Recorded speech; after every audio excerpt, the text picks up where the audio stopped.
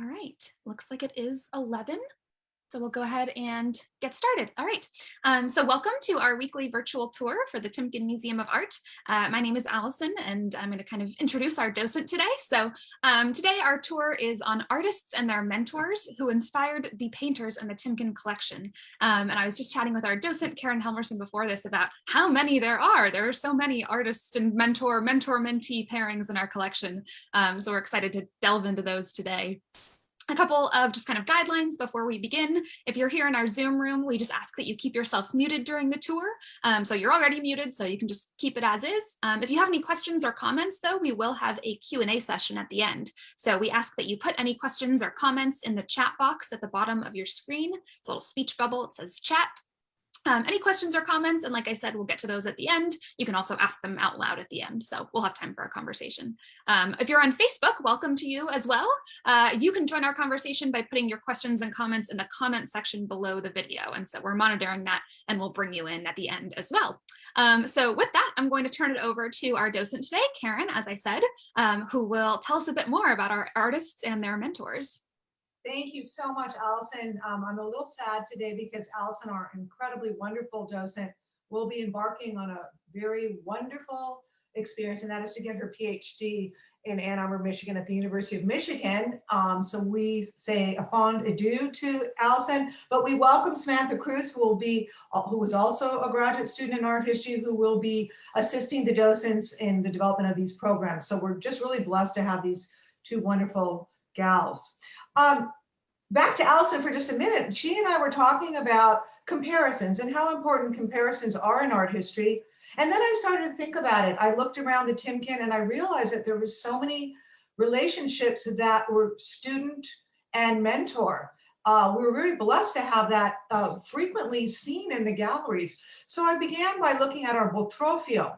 And you must realize that art is a continuum. It isn't just, art is not created in a vacuum. It's almost always an expression of influence. Artists who study with artists, or artists who just have the opportunity to look at other painters' work or sculptors, as it were. And this pairing I will begin with, but I will discuss it a little further as we get to that part of the lecture.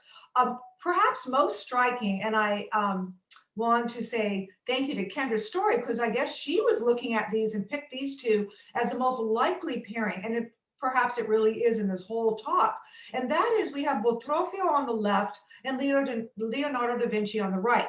And how this lecture is set up is that on our left, you will have the artists and who we're sort of featuring, and on the right, the inspiration. Now, in this case, it's probably, as I mentioned, one of the closest relationships, because for many years, we thought the painting on the left, the Botrofio, was actually done by Leonardo da Vinci. It is true that Botrofio spent about 5 years in the studio of Leonardo, but this is not a painting by, two paintings by Leonardo. It is actually Botrofio, the student, Leonardo, the master. In some cases, as we go through the images, you will see that sometimes it's more of just an influence. For example, we looked at Sobaldo, and we see that he actually did not study with Hieronymus Bosch, but he was very much influenced by the images of Hieronymus Bosch. Or the artists were present in the master's studio. So let's begin our talk with two brilliant works of art. And we are so blessed in the Timken to have a Patus Christus. Why are we so blessed? Well, he was one of the great Netherlandish painters of the Northern Renaissance. He did not create that many large-scale works. I was in Belgium a few years ago prior to COVID, and it's even rare to see images that are this size. This is a central panel of a triptych. Two wings of the triptych were lost during World War II, but we do have this magnificent central panel. And on the right, we have Jan van Eyck, who was the preeminent Netherlandish painter. Of course, Jan van Eyck was the inspiration to Patus Christus. Jan van Eyck did not have Christus in his studio. It was that Christus looked at the work of Jan van Eyck and was inspired, but they did not have a teacher-student relationship. But as we look at these two images, we can see differences and, of course, several similarities. You can see the difference is about a 30-year time span. And there's two things about these artists that I would like to point out before I talk individually about each one. Uh, Pages Christus is known for single point perspective. That is really his invention. Now, Jan van Eyck is considered not really the inventor of oil painting, but one of the developers of the use of oil painting. He experimented with linseed oil and walnut oil to create these rich oil paintings. And you can see in both images, they're very overlays of paint to create this very rich crimson. You see it on the Virgin Mary on the right, and you see it on the bed of the Virgin Mary on the left. So as a comparison, let's look at the architecture. These are both enclosed spaces. Now, the one on the right is very Romanesque. How do we know? Look at the arches. That indicates a Romanesque loggia. A loggia is like an open porch. And on the left, the Pages Christus, we also have a more Romanesque style, but we don't have the embellishments of these Corinthian capitals and the pilasters, which are engaged columns, but we do have a more rounded form. What is interesting about both is there's landscape. There's this use of landscape painting and also exquisite treatments of light. Now, the Pages Christus on the left is more chiaroscuro because it's a stronger, more defined light. And the Jan van Eyck is more sfumato, which is more of a softer gradation of light. It's more muted. Now, the death of the Virgin is not in the Bible. It's in what's called apocryphal literature. It actually was the life of the saints, and it came from about the 13th century, this particular inspiration. And what we have here is three little vignettes. We have the center most prominent panel is the Virgin Mary on her deathbed, and she holds the candle of her spirituality, and she is dying. And as she dies, her spirit goes up to God the Father, and you can see it in the middle register of the painting. And because it's a very close space, it's not so obvious to see foreground, middle ground, and background. But in the middle register of the painting, we have the Madonna's spirit ascending to God, who is hovering over her with a cast of angels. And you can see him with a beard and a cap.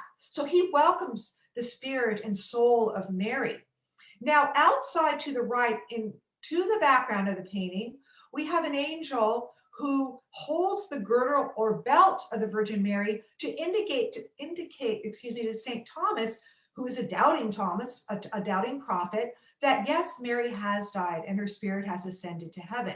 And so then we have these acolytes and spiritual advisors who come in to look at the death of the Virgin and to try to understand it. We have grieving individuals. They are dressed in the robes of monks and everyday people. What we also see is, as I mentioned, this exquisite landscape. You can see water in the distance, trees, because the Netherlandish painters were very interested in nature and light, and it was prominent in their painting. Also, look at the details on the floor, that exquisite tile pattern, the drapes. Her bed is a canopy bed of red crimson, and that is, of course, the color representing Mary.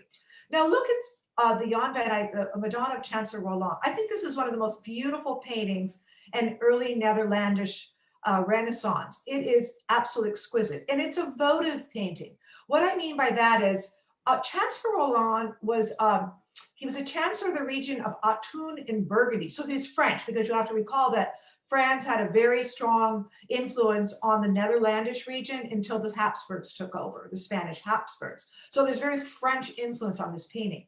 We have them in a very crowded space. Madonna with a throne-like slap for the baby Jesus. He holds a cross in his hand, and he holds his other hand up to Chancellor Roland. Chancellor Roland holds a prayer book, and in prayer, he's in an elaborate costume. He's a very, very wealthy man. So he commissioned this votive portrait to sort of enhance his spiritual connection, show his importance.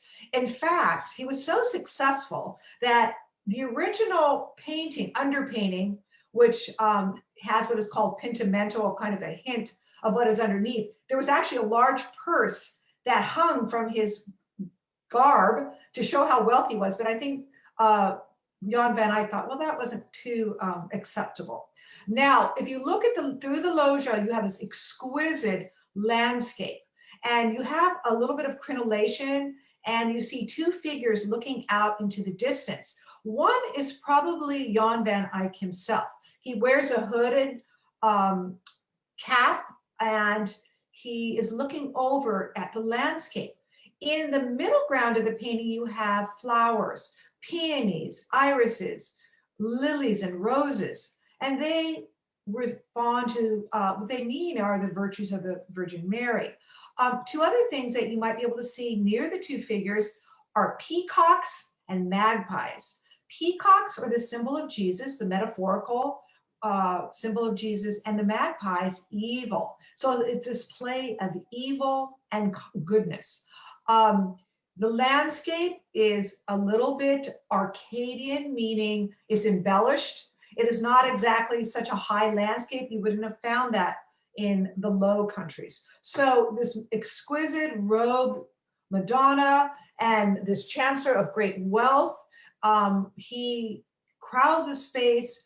And what is kind of unique too, even though this is a single panel on wood, many times in altarpieces or religious paintings, the donor would be on the panel, not in the central painting. However, this is a little unique. But this is, look at the design. You can see the inspiration, although each artist is quite unique. Lastly, before we move on, I just want to point out that in some ways, the Jan van Eyck has a much more three-dimensional aspect to the figures. The painting on the left, the Virgin, the figures seem a little more implied, less three-dimensional, more stick-like. That is not to say that Petrus Christus could not paint exquisite, very realistic portraits, but in this particular case, it's more spiritual and symbolic. So Petrus Christus studied the work of Jan van Eyck, although he was not in the studio. Let's move on to our initial image, and that is Giovanni Botrofio and Leonardo da Vinci. Let's look at the Leonardo da Vinci for just a moment and realize that Leonardo da Vinci's painting of the Mona Lisa is probably the most well-known painting in all of art. It is sung about, it is written about. The mystery of the Mona Lisa is pervasive throughout the last 500-600 years. So very important. So let's talk a little bit about our painting from the Timken. And it was done around the same time. Botrofio was in the studio of Leonardo. He came from a really wealthy family. He didn't have to paint, but he had the liberty of being able to study with the great master. He studied for 5 years. It was originally thought that the Botrofio was by Leonardo. It was so closely resembling the work of Leonardo. And interestingly enough, it was purchased in 1806 by Lord Elgin, who was famous for the Elgin marbles, bringing the marbles from the pediment of the Parthenon to England. Now, let's look at these two faces. So similar. Look at the eyes, look at the nose, look at the chin. One is more recessed, one is more out in the foreground, but you can see the resemblance. Okay, so why is this youth holding an arrow? He's probably a portrait of a young aristocrat in Italy named Cassio. And Cassio was a poet, and he was friends with Botrofio, and he likened himself to the god Apollo. And why is that? Because in Greek mythology, Apollo was the god of poetry and the muses. So he draws his inspiration from Apollo. You can see that with the fillet, the little laurel leaf crown he wears, a symbol of Apollo, and he holds an arrow, which was also a symbol of Apollo. His clothing is rich and highly detailed, layers of paint create that rich color. You can see that he's of a wealthy class by those elegant clothing that he wears and the beautiful pearl brooch. It is a 3/4 portrait, just like the Leonardo. Now, the background does not give us any indication of landscape, obviously, but the objects he holds are his attributes, meaning it suggests something about the life. Now, the hair is quite different on both portraits, the clothing a little bit softer on the right. So let's talk about the great master Leonardo da Vinci. We all know that he's one of the most important geniuses of the millennium, excuse me. And yes, he does not have a lot of work extant. He was so busy creating and inventing. We don't have a lot of paintings that let us know too much about Leonardo's work, except in study. Of course, we have great scholars.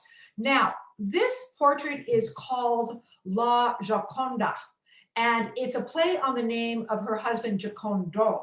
And the play on words is Gioconda means jovial in Italian. So it was meant to show happiness. Not too many people realize that this painting was to convey a sense of happiness.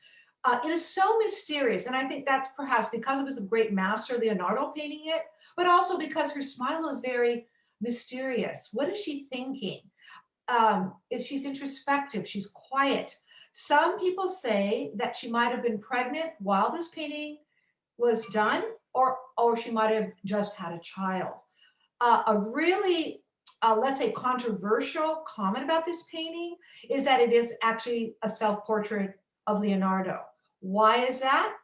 Leonardo was homosexual, and it was said that he might have wanted to portray himself in a female guise. That is not a proven fact, but it is summarized by or thought to be the factual information about his life. But let's just go on and see that this painting has a landscape that is probably one of the first landscapes in Italian art.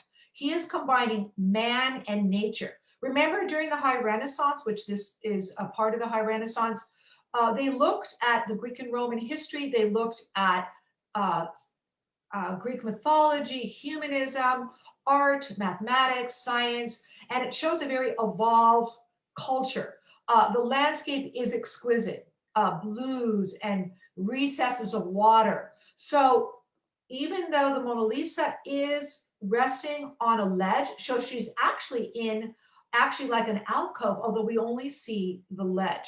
So you can see the inspiration of Botrofio studying with Leonardo and capturing a lot of essence of his creativity. Just a beautiful comparison. Now, a little bit of a harder comparison is the Savaldo, which is also part of our Timken collection, and the great Hieronymus Bosch, the Garden of Earthly Delights. Now, Savaldo probably did not gain quite the fame of Bosch, but he was quite famous in Venice, where he did a lot of painting. Where did he see the work of Bosch? How was he inspired? He was an Italian, and this is, of course, Netherlandish, but his wife was Flemish. Savaldo's wife was Flemish and introduced him to the work of the great master Bosch. Bosch was very famous in his own time. He came from a wealthy family, and he gained a lot of notoriety throughout Europe, and many people were inspired by his work. If you look at the lower image, the Bosch, the Garden of Earthly Delights, which is in the Prado Museum, it is a triptych, 3-panel painting with paintings on the outside. If you look at the right and you look at the image of hell from the Savaldo, there's a lot of similarities. They're both nighttime. They both show man's sins. They both show a lot of scary little images and little figures that are very closely connected. So you can see, of course, that inspiration. You can also see how Savaldo moves St. Anthony from hell and damnation into this beauty and spirituality of faith and the monastic order. And the same goes for Bosch. He shows on one, the creation and central activity of man, but then at the right, we see hell and damnation as well. So let's talk first about the Savaldo. In this pairing, I do want to mention that it wasn't student, mentor, it was more inspiration by looking at the work. So Savaldo shows Saint Anthony in torment. He is fleeing hell and damnation. Now, it's not just hell and damnation he flees, He also is fleeing the plague. Because you have to remember, even though we sort of think about the plague in the 14th century and how it decimated Europe and wreaked havoc on Italy, it also continued to raise its ugly head throughout. So even in the 16th century, we have evidence of plague affecting societies in Europe. So it is hell and it is the plague. St. Anthony was known to be the creator of the monastic order, and he flees hell to a spiritual goodness toward the monastery. His hands are in prayer. His white scarf sort of delineates his figure and follows his motion. It also is white and pure. You see some chiaroscuro falling on the figure, and you see a boulder, an outcropping that actually creates a diptych-like structure for the painting.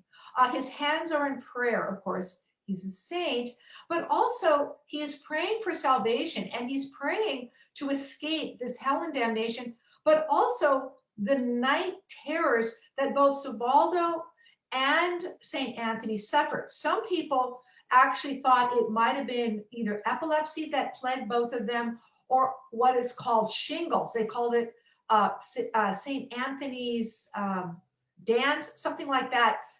They actually named shingles after the suffering of St. Anthony.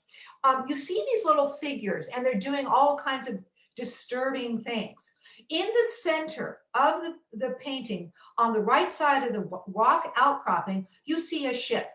And this is my personal supposition that the ship represents the ship of fools. The ship of fools was the way that people in that time period dealt with mental illness. You couldn't just put them in institutions, which really didn't exist to much of a degree. But if you put them on a ship and send them out to sea, you were dealing with them. So it's a pretty terrible little thing to discuss.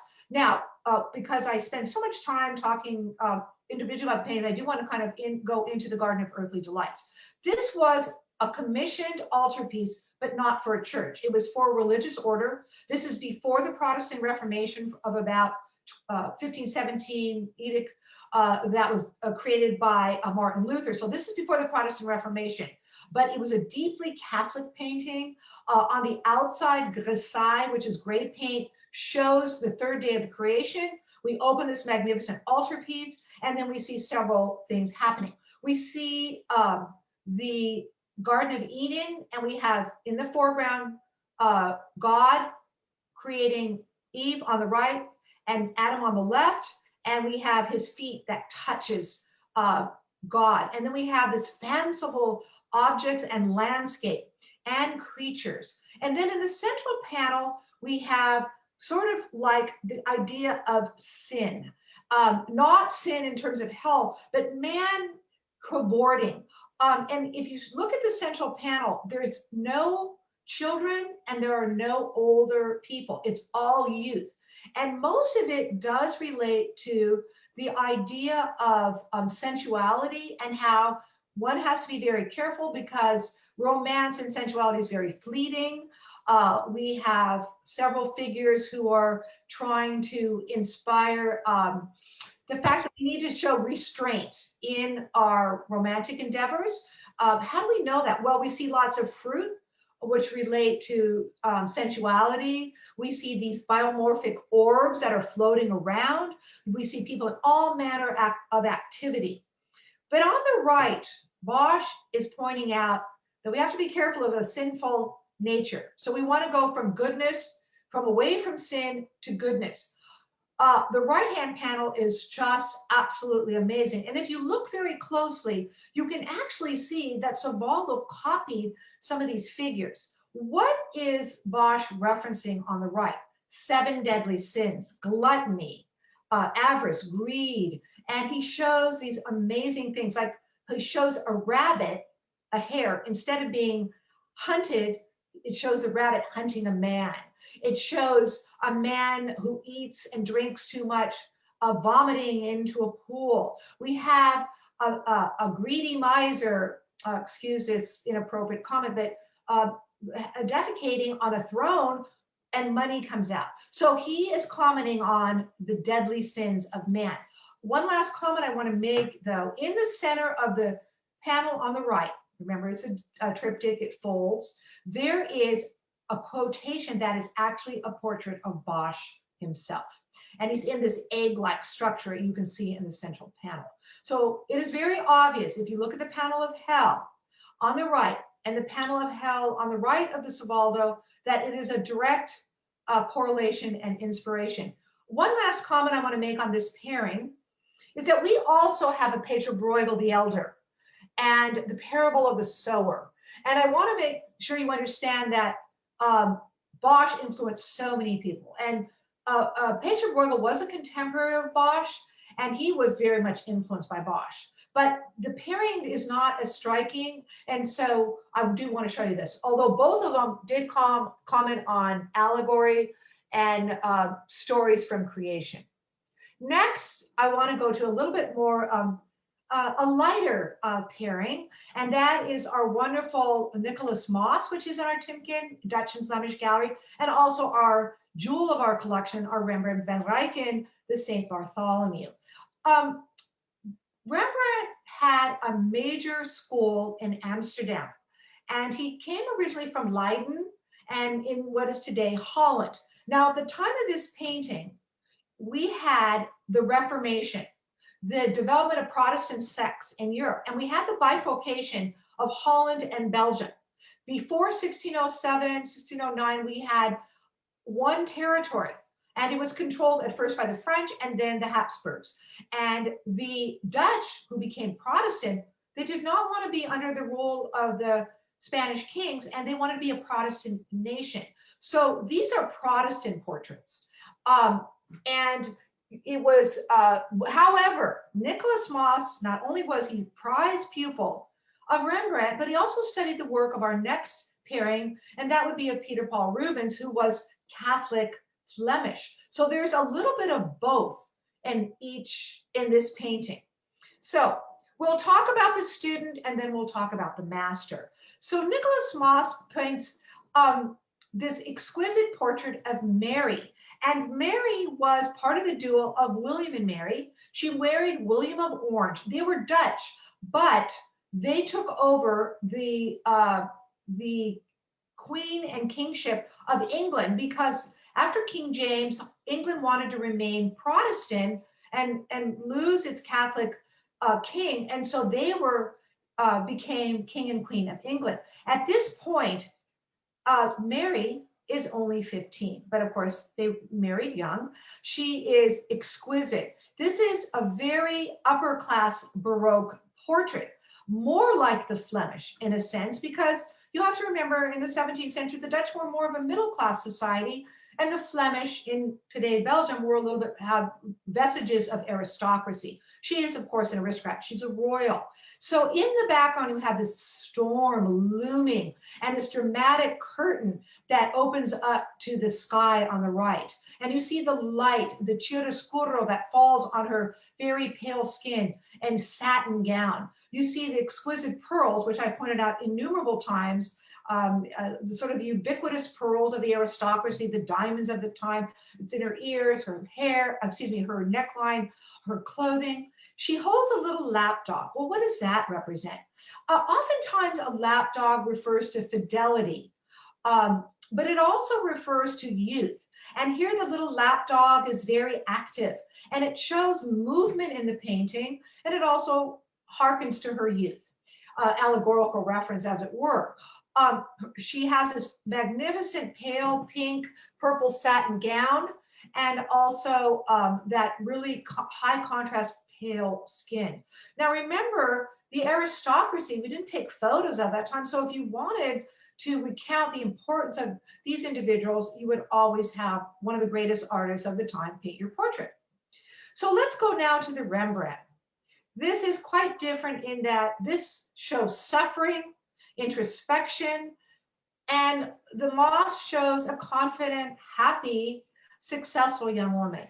The Rembrandt shows Saint Bartholomew was one of the 12 apostles, and he was martyred for his beliefs, his Christian beliefs, and he was martyred by being flayed alive with a knife. And so obviously he holds the implement, the attribute to his experience. The other thing is, it is most likely there is a relationship to a self-portrait in Rembrandt's work. Rembrandt, you know, as I said, he was the greatest Dutch master. He painted historical paintings, mythological paintings, religious paintings, portraiture. He did a lot of portraits. And in some ways, if you look at the date of this painting, you have to realize that Rembrandt himself had gone through terrible times. He married when he was younger Saskia, who came from a wealthy family, and set him up in this beautiful Amsterdam studio and home, which you can visit today. But Rembrandt was a spendthrift. He lived lavishly, spent copiously, and he ended up going bankrupt. Part of it was due also to the death of his wife at a young age. He was distraught. He lost some of his commissions. Many of his students weren't always there. So this was a self-portrait in a sense, like St. Bartholomew. He's introspective. He's realizing tragedy in his life. And so we have a little bit of a self-portrait infused in this St. Bartholomew.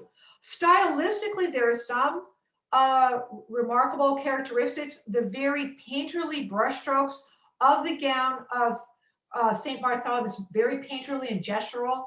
You don't see it as much in the mosque except in the background. Her face and clothing is more detailed. The Rembrandt is more gestural, and it hints at a completed version.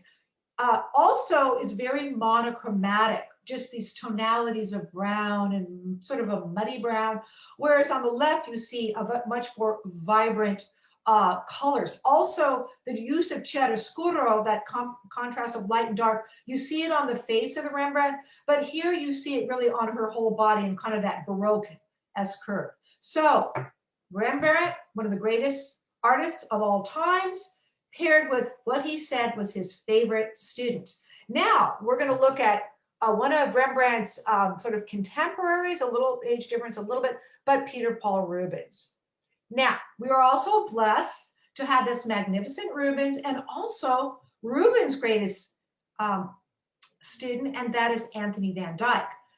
As I mentioned earlier, it is so remarkable as you walk through the Timken, and you will again, when it will be reopened in greater and most beautiful capacity, to have them side by side. And you can see the similarities and differences.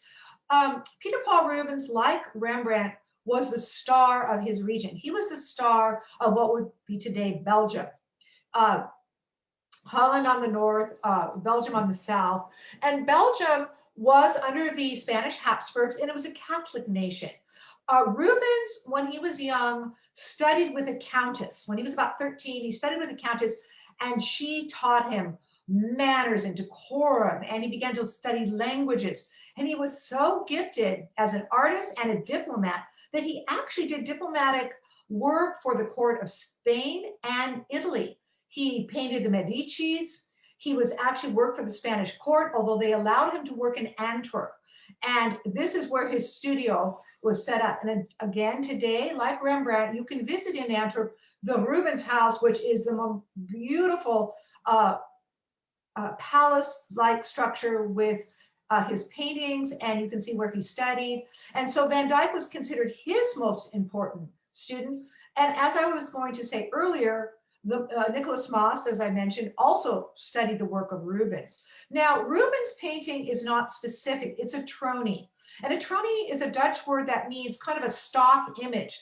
And Rubens had a great studio, as did Rembrandt, and he had many students helping him create paintings, learning from him.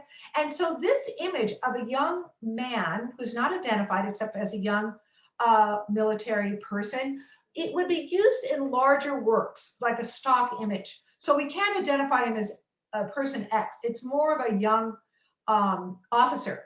And look at the beautiful way that Rubens captures his face. He looks at us at a 3/4 turn.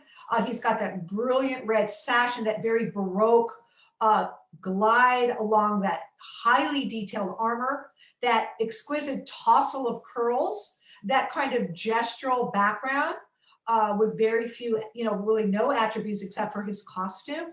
He looks at us with strength, that gorgeous aquiline nose, and the very gestural background, but a very definite details in the face of this individual. Now, the Van Dyck is a little bit different in that it's a much larger portrait, not in volume, but in space. It's more than 3/4. And who was Mary Villiers? Well, her father was the Earl of Shirland, and um, Anthony Van Dyck, although he was Flemish, went to England and worked for the court of Charles I and originally for Mary Villiers' father. These are upper level aristocrats. Mary Villiers had a tragedy. She knew her painter. She knew Van Dyck very well because I said he painted for the court and for her father. Um, and he captures her in an exquisite, personal way. She is mourning. She was only about 14 when she lost her husband. Most likely he died of smallpox. And so she is garbed in an exquisite satin gown, gold satin gown, but she does not wear complete black. Why? Because even though she lost her husband, it wouldn't be right to clothe her in all black, meaning she would never marry again. They want her to marry again because she is an aristocrat and they want to continue these alliances. But we do know that she has suffered a loss because of her somber portrait, somber facial characteristics, but also the black ribbon that is held at her breast and her waist. So that is suggestive of that. She also holds a flower. A flower throughout art history has some meaning. One of them is an allegorical reference to life and death. Because when you pick a flower, it's beautiful, it's a bud, it begins to open, and then it withers and dies. And you can see that there is an indication of death as the flower is fading. She wears the pearls, as I said, ubiquitously refer to the jewels of the aristocracy. Later on, we learned that jewels became a little blasé to the aristocrats, and they often used fresh flowers in lieu of jewelry. But she has that white skin. She looks at us seriously, but also with sadness. There's that chiaroscuro that falls on both faces, both on the Rubens and also on the Van Dyck. Maybe the only similarity is the facial. Look at the lips. Look at the eyes, the heavy lidded eyes, and the tousled curls. You can definitely see some similarities. Now, we are going to go on to the Rococo. We're going to move from the 17th century. We had Renaissance, Baroque, and now the 17th century. Fragonard, Jean-Henri Fragonard, was a student of the great Francois Boucher. So interesting. Again, these are in our Timken. You will see them again. And the irony is the Boucher is our largest painting in all the museum. And on the left, the Fragonard is one of our smallest. So it's kind of interesting to see. But they both show the aristocracy at play. Now, the Boucher, who was the teacher of Fragonard, Fragonard also studied with Chardin. And then when he got a little better, he went to Boucher's studio again. So he started with Boucher. And then Boucher was like, you're good. You're pretty good, but I think you need a little tweaking. So I want you to go study with Chardin, another great 18th century painter, but you're going to come back to me. And he did. So let's talk a little bit about how they both show the ancien regime, the aristocrats, the old guard. Both artists painted for the court of Louis XV. Boucher was the darling of Madame Pompadour, the mistress to Francois Boucher. And toward the end of his reign, Fragonard also painted. This is not too long before the French Revolution, so we can see that eventually this aristocratic life was not tolerated by the French citizens. Okay, so both of them are the aristocrats at play. They're both in gardens, and they both have really interesting palettes. Now, it is said that the Rococo, instead of having those deep, rich colors of the Baroque, were more candy box. The Rococo was more fanciful. Instead of painting straight mythological, religious, portraiture, this is more documenting the lives of the aristocracy. And so the colors, the subject matter is a little more frivolous. I think I want to start with just what's happening in The Lovers in the Park, the master's work. We have 3 figures, and they're dressed in some costumes. You see a gentleman putting flowers in the hair of his girlfriend, as it were, but he's looking to the shepherdess. She's not a true shepherdess. She's actually more like an aristocrat dressed in the garb of a shepherdess, because the aristocrats got to spend a lot of time indulging themselves, and they were just dressing in costume and having some interesting activity. If you see the putti to the right in the middle ground, they kind of mirror the figures on to the right of the man and his girlfriend. To the left, you see a little dovecote where doves would be stored, and you see a little pathway where the young shepherdess walks. Ironically enough, the pathway leads to nowhere. If the young man were to be looked at carefully, you see his legs are a little truncated. If you looked at carefully at the young woman, if she stood, her height would be about 7 feet tall. And you might say, well, did Boucher not know how to create perspective and so forth? Absolutely not. This is a grand painting. It's huge, and it was meant to hang in probably an opera house or a theater, so those little elements would not be shown. Also, this would be one of the four seasons of time. So this also relates to the seasons. So the colors are rich. We have chiaroscuro falling on the bodice of the young woman. We have this gorgeous sky, a Watteau-like sky. And then on the left, we see the small fragonard. I do want to point out that there's a gorgeous tree in the upper register of the right-hand side. And a few years ago, the Timken did something very unique and wonderful. They had a famous contemporary artist, Ramon de Salvo, who's a professor at UCSD and one of the greatest artists living, or most important artists living in San Diego. And he set up this whole tree as a juxtaposition of contemporary tree with this beautiful fragonard. So it was a lovely juxtaposition that you could see if you walked into the galleries of the Timken. So these children, young youth, are playing a game, blind man's bluff, and they're tying a little, like a little kerchief around the eye so they don't see. And this game is really popular. You see, as I say, those candy box colors, the very romanticized, pale landscape, the beautiful trees, the clouds, and the sculpture. Now, I think the sculpture, and I could be wrong, but it is Zeus, perhaps, and he is looking over the frolicking of these young people. And you have to remember, in Greek mythology and Roman mythology, Zeus often came down to cavort with humans. So it might be referenced, but they're at play, they're signaling each other, they're poking at each other, they have that pink parasol. So again, both show aristocrats at play by master and student. Now, a couple more comparisons, and this is our very own Thomas Birch and also our Vernet. We have both of these in the Timken, one in our French gallery and then one in our American gallery. Thomas Birch was the quintessential, probably the first really famous marine painter in American art history.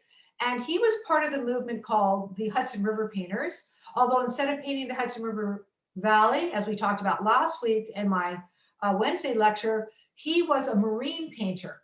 And he was influenced very much by Vernet and also the work of J.M.W. Turner, who was a British seascape painter. Birch became famous for painting the War of 1812 and then successive paintings of ships.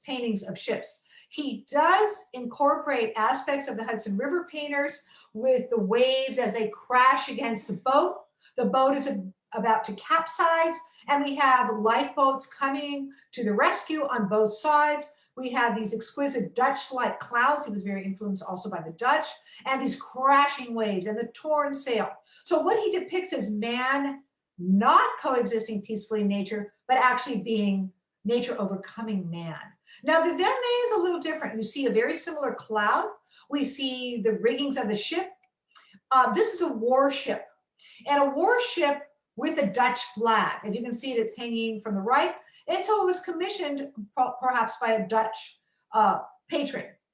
What's so interesting about this painting is Vernet loved a seaport at sunset. He loved to do composite imagery. It is a fanciful image. You would not have the Arch of Constantine, which I hopefully you can see on the right, and the lighthouse of Naples Remember, two different places.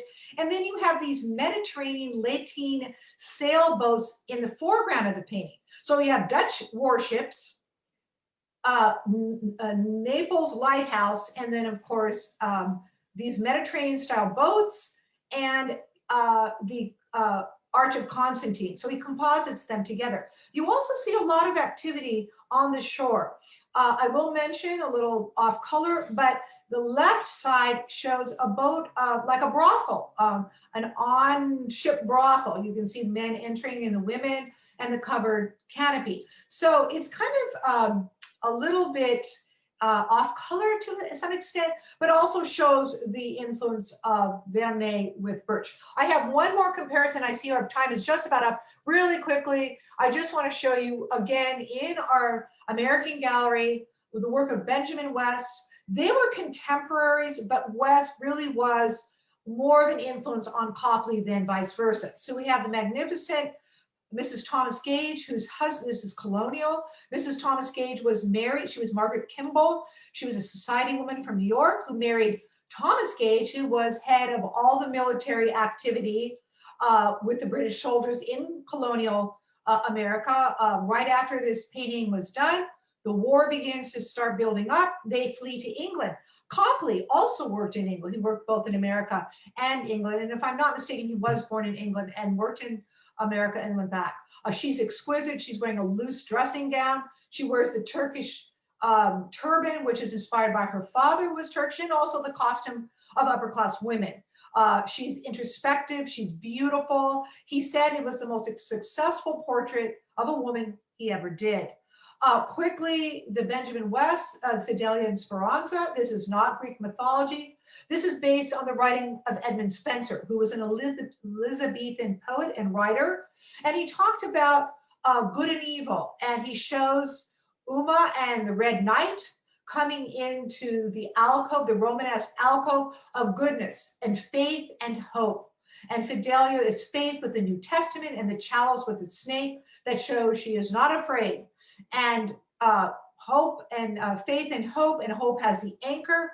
They wear Greco-Roman gowns. They're in a Romanesque arch with a light, beautiful light falling on them. And then of course that exquisite landscape as the clouds burst onto the scene. So I do see I've gone a little over time, and I really hope that some of you have some questions. We just really enjoy hearing from the audience, and perhaps you can put them in the chat room as Allison suggested, or raise your paw and let us know that you might have something that you would like to share. Yeah, thank you so much. This is a great look at, like I said, comparisons and kind of mentors and mentees and the relationships between artists in our collection, which there really are so many. So it's really fun to see, and I hope we can do more of these comparisons in the future. Yeah, I do want to open it up to questions. So if anyone has questions here, I don't think I see any in the chat. You're still welcome to put them in the chat, or you can just unmute yourself at this time and go ahead and ask if you'd like to do that too. And as I said earlier, if you're on Facebook, you can also put your questions in the comments underneath the video. Oh, thank you. Ken said excellent tour. I learned a lot. So we accept comments too. Thank you. Thank you very much.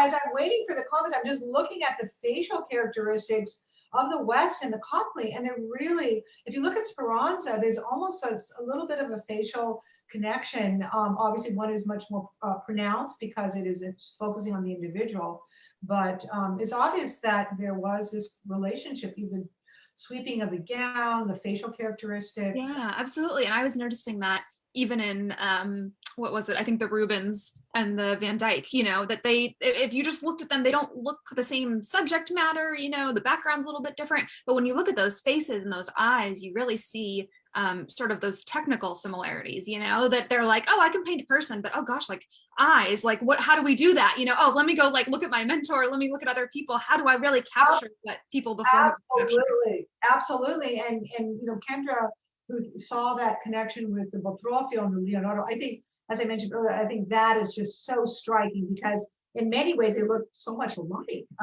rather androgynous, both of them, as it were. Yeah. Any other questions from our audience? Like I said, you can unmute yourself if you'd like. Maybe this gave you some time to think.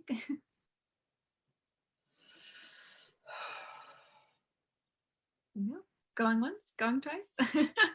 All right. Well, like you said, I think we will wrap up then. Yeah, we're a little bit over time anyway, so that's fine. I just wanted to thank everyone for coming. And as we mentioned in the beginning, this is my last tour. So those of you who have been tuning in, every week or for a while, I just wanted to thank you. It's been so great to be here and help facilitate and work with all of our wonderful docents like Karen. I see a couple of our docents in the audience also, so it's been great to work with you all. Even though this is my last tour, this is not the last tour, so we do have a couple more coming up. Well, we have one every week, so every week at 11 a.m., same time, same place on Zoom. You can also join through our Facebook page. We have a special one though next week, which is the second in a 3-part series by Florence Gilman, who is a professor of biblical studies at USD, but she's also one of our docents. And she's going to be presenting on that St. Anthony painting, the St. Anthony Torment painting that we saw earlier. It's called How Could a Desert Hermit Be So Influential? And it's going to be kind of looking at his story, so more focused on who St. Anthony was and kind of his influence. And that is June 2nd. It's a Wednesday at 10 a.m. I do see a question though, so that's great. While I was giving these announcements, Judy, yeah, you can go ahead and unmute yourself if you'd like to ask a question. Hi, Allison. I just wanted to say thank you for everything that you've done. I'm a friend of Karen's, and I just know how highly she speaks of you, and we're going to miss you. Oh, thank you so much. I You've done appreciate such it. a great job. That was very gracious. And I have to put a little plug in for Judy because she's been very helpful in not only attending the lectures, but promoting them to some of our friend groups like book club. And the more the merrier. I mean, I love having more people come and listen. And so Judy's been very helpful. Her technological skills far surpass mine. And so whenever I have a little bit of a glitch, if I wasn't counting on Allison or Christina, I was going to Judy for assistance. So thank you, Judy. Yeah, thank you. Thank you, Allison. Really, again, you did a great job, and I know that everybody's going to miss you. So thank you. Oh, thanks. Well, yeah, thank you for saying that. All right. Oh, I actually did see another question actually from the chat. Actually, on this last painting, someone asked, was Copley influenced by West or vice versa? That is such a good question. Actually, they were, because they were contemporaries of each other, it's a little bit of a grayer area, unlike student mentor. But it was, I carefully went through this many times, and I did see that West was, even though if you look at the date, the one on the right is done after the Copley. So they had a lot of similarities. They're both English American. They both worked in England. But I would say that Copley was more influenced by West than vice versa. So Copley considered West an inspiration and a sort of ad hoc teacher, less so than West and Copley. So yes, the relationship is Copley was greatly inspired by Benjamin West. I would say Copley maybe overtook West a little bit in terms of fame. I don't know. I've maybe people have heard of Copley more than West. But perhaps the one thing that Benjamin West did, though, that really cemented his career is he painted that really General Wolfe that drew a lot of, let's say, a lot of notoriety. So that was, but Copley, you make a very valid point because Copley was a society portrait painter. And so he became, as you said, he got a lot of notoriety and a lot of people wanted to have him paint their portrait. So he got that as sort of that connection of the upper classes in colonial America and in abroad in England as well, because he did paint for the court too. Yeah, maybe more of that kind of. So that your point is correct. It is correct. Mm-hmm. So, but yes, that's a very good question because it wasn't that. I mean, I had to keep going back to double check because of because they are contemporaries. Yeah, exactly. Yes, very much okay, so. Well, thank you to whoever that was on Facebook. We appreciate it. Yeah. Any last questions before we go? I know, yeah, sometimes it takes people, a second to think about it. So, all right, well, I think that'll do it then. Thank you all so much, like I said, and we do hope to see you next week. I will not be here, but we hope to see you next week at both of those. So Wednesday at 10 a.m. and then Thursday at 11 a.m. So thank you so much. Have a great week. Bye, Allison. Bye.